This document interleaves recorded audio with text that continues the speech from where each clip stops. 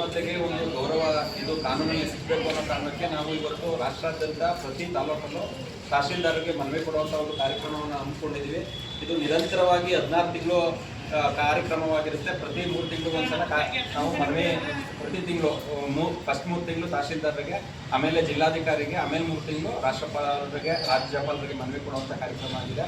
ಅದೇ ರೀತಿ ಇದು ಕೇವಲ ಇದು ನಮ್ಮ ಗೋಮಾತೆ ಅನ್ನೋದು ನಮ್ಮ ಭಾರತೀಯ ಪರಂಪರೆ, ಸಂಸ್ಕೃತಿ, ನಮ್ಮ ಅಸ್ಮಿತೆ. ಇದಕ್ಕೆ ಬರೀ ಇದನ್ನ ದುಡ್ಡಿನ ಒಂದು ಆದಾಯದ ಮೂಲವಾಗಿ ನೋಡಬಾರ್ದು. ಇದು ನಮ್ಮ ತಾಯಿಯ ಸಮಾನ, ಇದು ನಮ್ಮ ಪರಮ ಪೂಜ್ಯ. ನಾವು 300 ಕೋಟಿ ದೇವರನ್ನು ನಾವು ಗೋವಲ್ಲಿ ನೋಡ್ತೀವಿ. ಇದನ್ನ ಒಂದು ನಮಗೆ ಕಾನೂನಿನ ಮೂಲಕ ಇದನ್ನು ಒಂದು ಮಾನ್ಯತೆ ಕೊಟ್ಟು ಇದು ಗೌರವಯುತವಾಗಿ ಇದರ ಅಂತ್ಯಕಾಲದಲ್ಲಿ ಒಂದು ಸಂಸ್ಕಾರ ಆಗೋ ರೀತಿ ನಾವು ಇವತ್ತು ಇದು ಗೋವಧೆನ ಕಸಾಯಿಖಾನೆಯಲ್ಲಿ ಮಾಡೋದನ್ನ ತಪ್ಪಿಸ್ಬೇಕು. ಇದು ಒಂದು ಒಳ್ಳೆ ವಿದಾಯನ ಕೊಡಬೇಕು. ಇದರಿಂದ ನಾವು ಆದಾಯ ತಗೊಳ್ಳೋದಷ್ಟೇ ಅಲ್ಲ, ಇದಕ್ಕೊಂದು ಉತ್ತಮವಾದ ವಿದಾಯವನ್ನು ಕೊಡುವಂಥ ಕಾನೂನು ಬರಬೇಕು.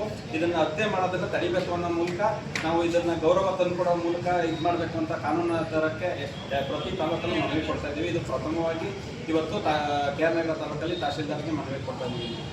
ಜೈ ಗೋಮಾತಾ. ಗೋ ಮಾತಾ ಕಿ ಜೈ. ಗೋ ಮಾತಾ ಕಿ ಜೈ. ಗೋ ಮಾತಾ ಕಿ ಜೈ. ವಂದೇ ಮಾತರಂ.